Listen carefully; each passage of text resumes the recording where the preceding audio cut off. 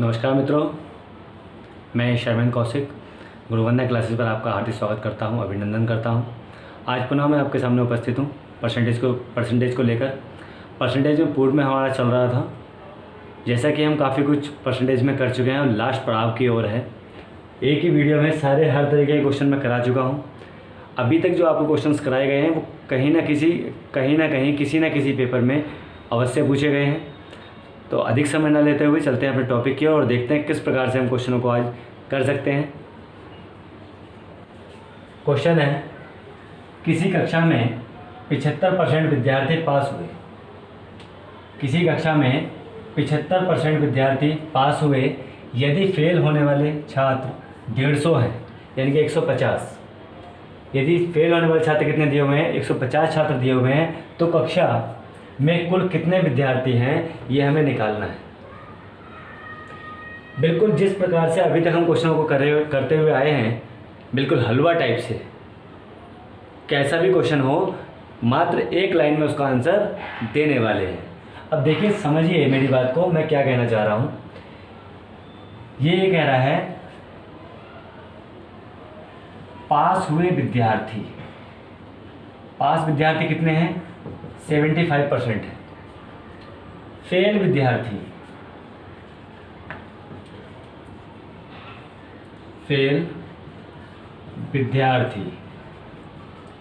अब देखिए, फेल विद्यार्थी की संख्या हमें दी हुई है, ठीक है। कितनी संख्या दी हुई है? 150 दी हुई है, 150। ये वो विद्यार्थी हैं जो फेल हुए हैं। हमने एक चीज़ बताई थी आपको, सदैव कितना मानना है इसको? 100 मानना है। देखिए, सदैव क्या मानेंगे आप इसको? 100% में मान के चलेंगे, ठीक है। कितने परसेंट में मानना है? 100% में मानना है। 100% के इर्द गिर्द ही सारा खेल घूमने वाला है। अब देखिए, जब हमें बताया गया है इसमें क्वेश्चन में 75% पास हो गए, 75% पास हो गए, यानी कि 100 विद्यार्थी थे हमारे पास और 100 में से कितने पास हो गए? 75% पास हो गए। तो कितने परसेंट फेल हुए होंगे? 25% फेल हुए होंगे। कैसे निकाला 25%? देखिए, यहाँ पे कितना आएगा? 25%। अब ये कैसे 25% आया ये मैं आपको बता देता हूँ। हमारे पास कितने विद्यार्थी थे? 100 में से कितने घटा दिए हमने? 75। तो कितना बच गया हमारा? 25। तो इस प्रकार से हमारा ये 25 आया। तो विद्यार्थी कितने फेल हुए? 25%। अब हमें निकालना कितने परसेंट का है? 1% का। 1% बराबर 150, यानी कि 150। फेल होने वाले छात्रों की संख्या कितनी दे रखी है? 150 दे रखी है। तो ये हमारी 150 यहाँ आ गई, ठीक है। लेकिन फेल अब विद्यार्थी परसेंटेज में कितने थे? 25 थे। इतनी बात आपको समझ में आ गई। जितने फेल हुए वो नीचे आ गए, जितने छात्र फेल संख्या दी हुई थी, ये संख्या कितनी थी? 150। तो 150 हमारी ऊपर आ गई। अब परसेंटेज कितना निकालना है? 1%, ठीक है। तो 1% का तो ये वैल्यू आगे निकल के। अब क्या करेंगे? 25 एकम 25 और 25 छक्का 150, 25 छक्का 150। तो 1% की वैल्यू कितनी आ गई? 6 आ गई। 1% की वैल्यू कितनी है? 6। तो 100% की वैल्यू निकालने के लिए क्या करेंगे? 6 से मल्टीप्लाई। तो कितना हो गए? 600 छात्र कुल थे। ये हमारा आंसर हो गया। देखिए, यहाँ पे आंसर इसलिए नहीं छोड़ सकते क्योंकि हमने कितनी परसेंट की वैल्यू निकाली है? 1% की वैल्यू निकाली है। अगर हम इसी को यहीं पे सॉल्व करना चाहते तो हम इस तरीके से कर सकते थे। देखिए, 150 गुणा 100 बटे 25। 25 चौका 100 और 15 चौका 60। ये हमारा आंसर हो गया।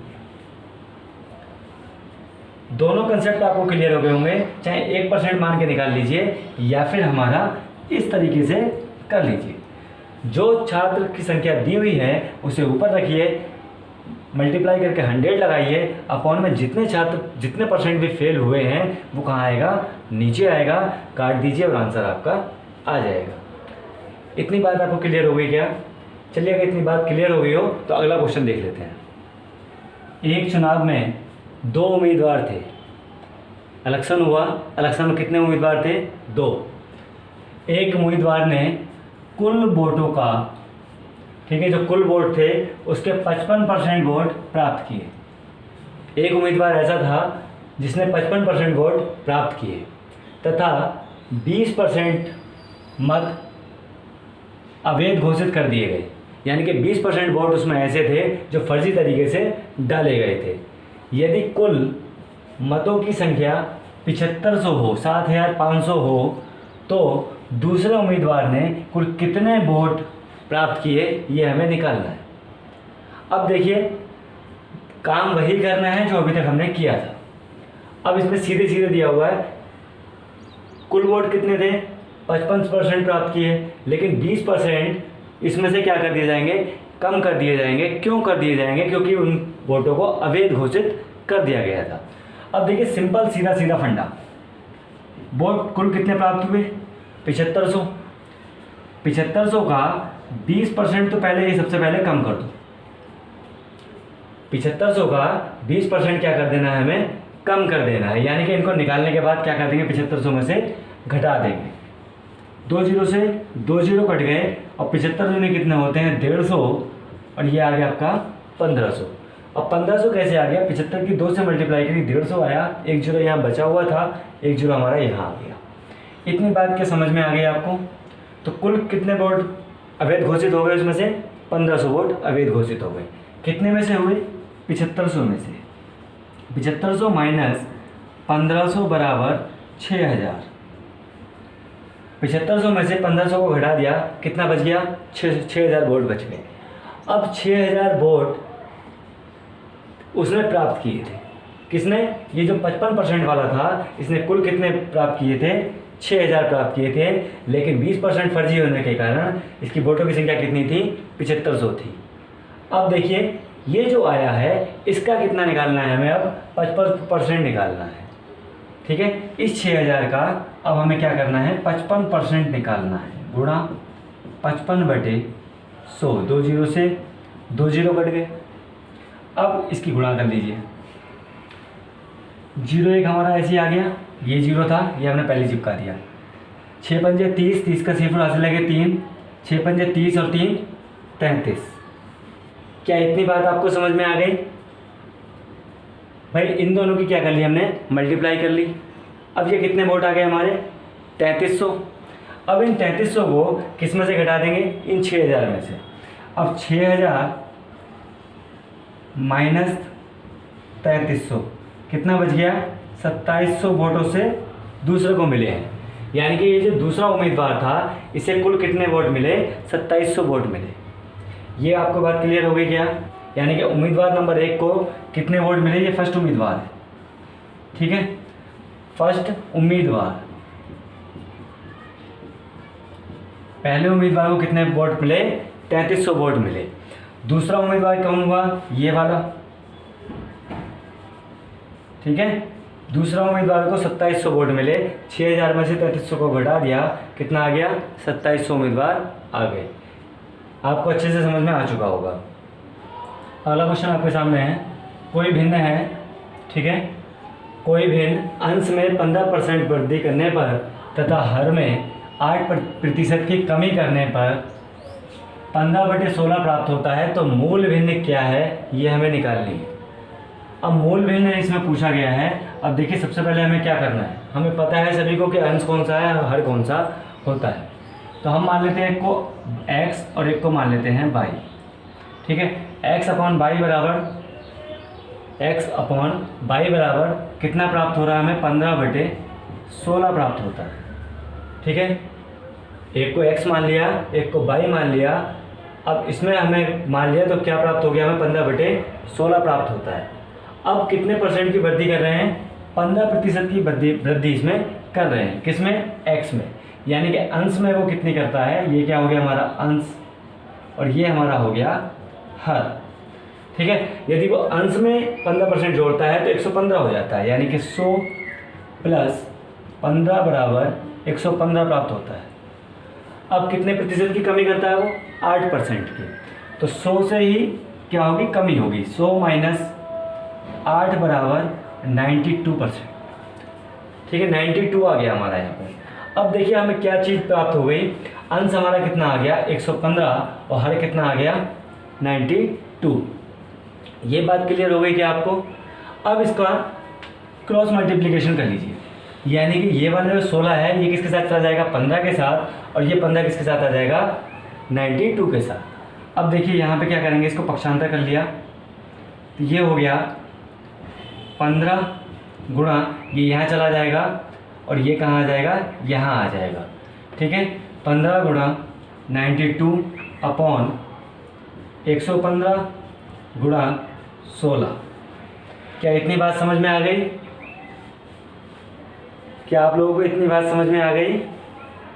अब देखिए काट लीजिए इसको।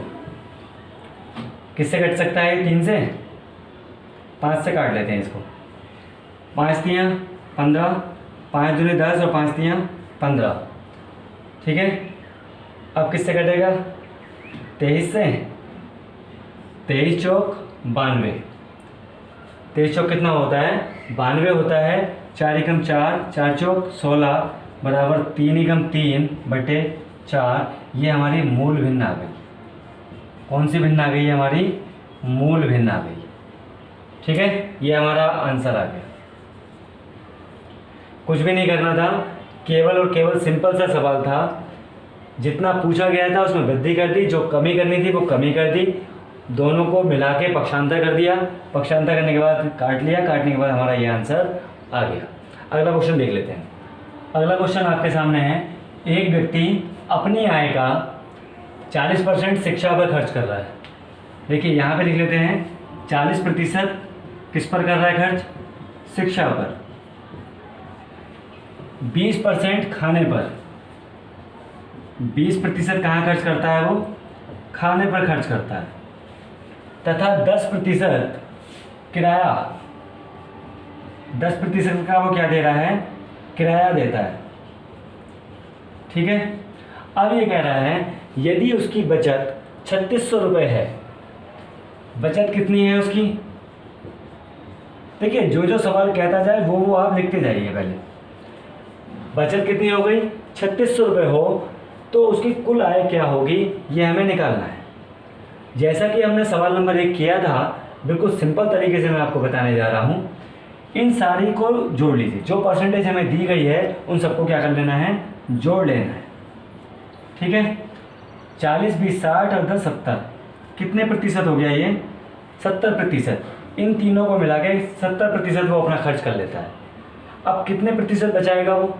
हमने कहा था हमें क्या मानना है? सदैव सदैव हमें 100% मानना है। कितने प्रतिशत मानना है? 100%। अब 100% में से 70% को घटा दीजिए, तो 100 में से जब 70 जाएगा तो कितना बचेगा? 30% की बचत करेगा। कितने प्रतिशत की बचत? बराबर 30% की बचत हुई उसे। हुई या नहीं हुई? भाई 70 उसने खर्च किया, 100 में से 70 को घटाया तो कितना बचा? 30%। अब इस 30% को क्या करना है हमें? सिंपल बचा, जो हमारी आमदनी है जो हम बचा रहे हैं 3600 रुपये, तो ये लिख लिया, गुणा 100 का चिन्ह लगाइए, ये प्रतिशत में आता है। ठीक है, बटे 30। जितने प्रतिशत बच रहा है वो कहाँ आएगा? नीचे आने वाला है। 1 0 से 1 0 काट दीजिए। 3 एकम 3, 3 एकम 3, 3 दूनी 6, 0 बराबर कितना आ गया? 12,000 रुपये आ गया। ठीक है, अब इस 12,000 जो आ गया हमारा, ये क्या आ गया? आंसर आ गया। यानी कि उसकी कुल इनकम कितनी थी? 12,000 रुपये थी। तो ये बात क्लियर हो गई क्या? कितनी इनकम आ गई उसकी? 12,000 रुपये इनकम आ गई। यदि चीनी के मूल्य में 20% की वृद्धि कर दी जाए, ठीक है, यानी कि जो मूल्य था उसमें 20% अगर बढ़ा दिया जाए, तो एक गृहिणी को अपना घर चलाने के लिए कितने प्रतिशत की खपत कम करनी होगी? यानी कितने प्रतिशत वो कम कर दे, इस पर खर्च ना बढ़े। ठीक है, यानी कि वो 20% अगर वो बढ़ रहा है उस पर मूल्य, तो एक गृहिणी उसमें कितना खपत कम कर दे कि उसके खर्च पर कोई भी प्रभाव ना पड़े। मित्रों, अगर मज़ा आ रहा हो तो लाइक और शेयर करना ना भूलें। यदि आप मेरे चैनल पर नए हैं तो चैनल को सब्सक्राइब कर लें और बेल नोटिफिकेशन को ज़रूर दबा लें, जिससे मेरे वीडियोस की सारी लेटेस्ट नोटिफिकेशन आप तक जल्द से जल्द पहुंच सके। अब देखिए कैसे इसको हम सॉल्व कर सकते हैं। कितने प्रतिशत की वृद्धि हो रही है? 20% की क्या हो गई? वृद्धि हो गई। कितने में हुई है? 100 में, यानी कि 20 ऊपर रख दें और 120 कहाँ कर दें? नीचे, क्योंकि अगर हम 20 इसमें जोड़ेंगे तो ये कितना हो जाएगा? 120। ठीक है, परसेंटेज की बात कर रहा है, यानी कि प्रतिशत निकालना है, तो प्रतिशत का मतलब होता है 100। ये सभी लोग जानते हैं। काट लीजिए इसको, 20 ही कम 20, 20 छक्का 120, 2 से काटिए, 2 3 6, 2 पंजे 10 और 0 कितना आ गया? ये 50/3 आ गया। अब इस 50/3 को अगर हम परसेंटेज या तो आपका ऑप्शन में अगर यही मिल जाए तो ये हमारा आंसर हो जाएगा। अगर इस तरीके से नहीं निकालना चाहते हैं तो हम इसको लिख सकते हैं 16 सही 2/3, ये क्या हो जाएगा? हमारा आंसर हो जाएगा। ठीक है, यानी कि अगर 50/3 भी अगर ऑप्शन में 50/3 दिया हुआ है तो 50/3 आंसर लगाएंगे, और ऑप्शन में 16 सही 2/3 आंसर दिया हुआ है तो 16 सही 2/3 हम आंसर लगाने वाले हैं। देखिए, यदि चीनी के मूल्य में 10% की कमी कर दी जाए, अभी क्या किया था हमने? अभी यहाँ पर वृद्धि की थी, लेकिन अब इसका सवाल उल्टा है। अब क्या कर रहा है? यहाँ पर 10% की कमी कर रहा है। तो एक गृहिणी को अपना घर चलाने के लिए कितने प्रतिशत की खपत में वृद्धि करनी होगी कि इस पर खर्च ना बढ़े और कोई भी परिवर्तन ना हो? अभी तक हमने क्या किया था? अभी हमने उसमें पूर्व के सवाल में जोड़ा था, लेकिन इस सवाल में हमें क्या करना है? घटाना है।